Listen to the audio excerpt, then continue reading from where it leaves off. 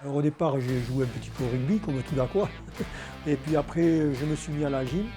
Au fur et à mesure, je me suis dit, il faut que je prenne un peu de muscle. Donc je me suis inscrit dans une salle de musculation pour complémenter par rapport à la gym. Donc je m'y suis pris au jeu et puis voilà, petit à petit, j'ai abandonné la gym et je me suis lancé carrément dans tout ce qui était musculation, bodybuilding au départ et puis après, force athlétique.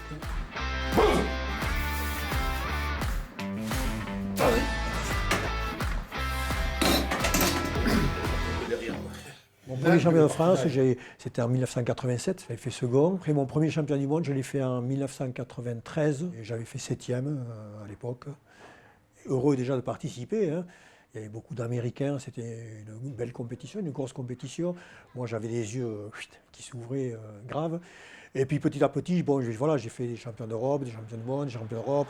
Et puis voilà, jusqu'au dernier champion du monde que j'ai fait à Durban en Afrique du Sud, là, au mois de novembre.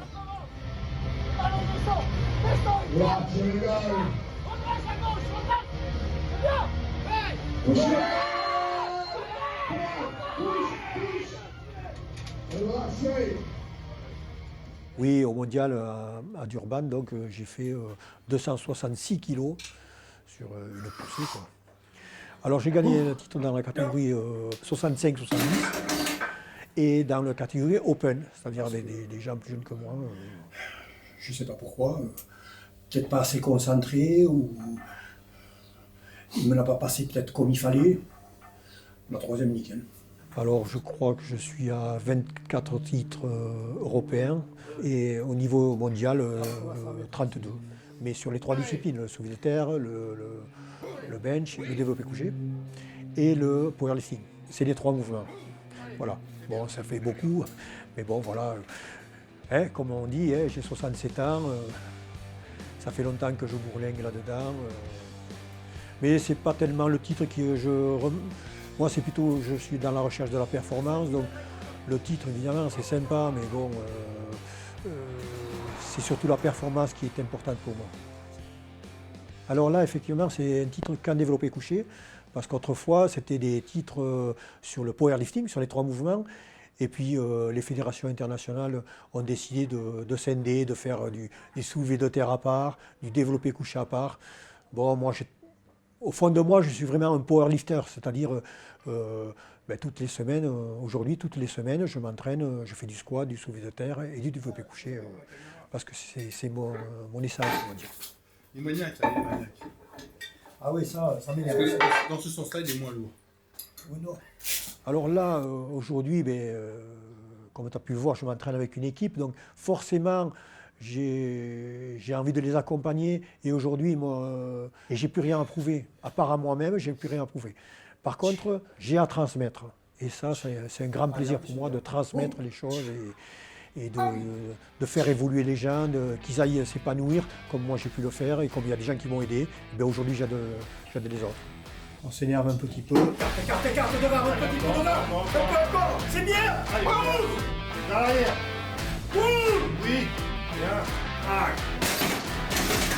Tout en force. On fait du développé couché équipé. Enfin, alors c'est différent que le développé couché classique que tout le monde connaît en salle de sport, c'est-à-dire c'est de la force brute. Nous, on fait du développé couché avec une assistance, avec un maillot. Ça nous permet de mettre des charges plus lourdes, mais c'est plus contraignant pour le corps et c'est très difficile à maîtriser. C'est pour ça que là, il faut beaucoup d'expérience et beaucoup de sécurité. C'est pour ça que je m'entraîne avec une équipe, parce que tout seul, c'est vraiment impossible à faire. Impossible. On nous passe la barre, parce qu'il est impossible de la décoller tout seul. Donc, on passe la barre, on doit placer la barre dans un couloir très précis. Il ne faut pas la mettre trop devant, trop derrière, il faut vraiment la mettre là où il faut, de façon à ce que moi, quand je descends, j'inspire très fort, je descends, jusqu'à toucher. La difficulté, c'est que le maillot retient, c'est-à-dire que quand on a une barre vide, c'est impossible de plier les bras. Donc, avec la charge, ça descend, on touche et on remonte. Et la remontée, on profite de l'élasticité du maillot pour finir le mouvement, quoi. C'est pour ça qu'on utilise des cales, c'est pour pas toujours, pour pouvoir mettre du poids supplémentaire avec des cales, ça permet de mettre du poids supplémentaire, mais on descend pas jusqu'en bas. Parce que dès qu'on descend jusqu'en bas, dans le cerveau, ça comprime de partout et c'est affreux, quoi. On met plusieurs jours pour récupérer d'une séance, quoi. Ah oui, c'est traumatisant, oui. Moi, je sais que, bon en plus à mes âges, malheureusement, je récupère moins qu'avant, hein, mais c'est normal. Donc, évidemment, une séance comme aujourd'hui, même si elle n'est pas violente, ben, ouais, j'en ressens les séquelles sur 8 jours, quoi.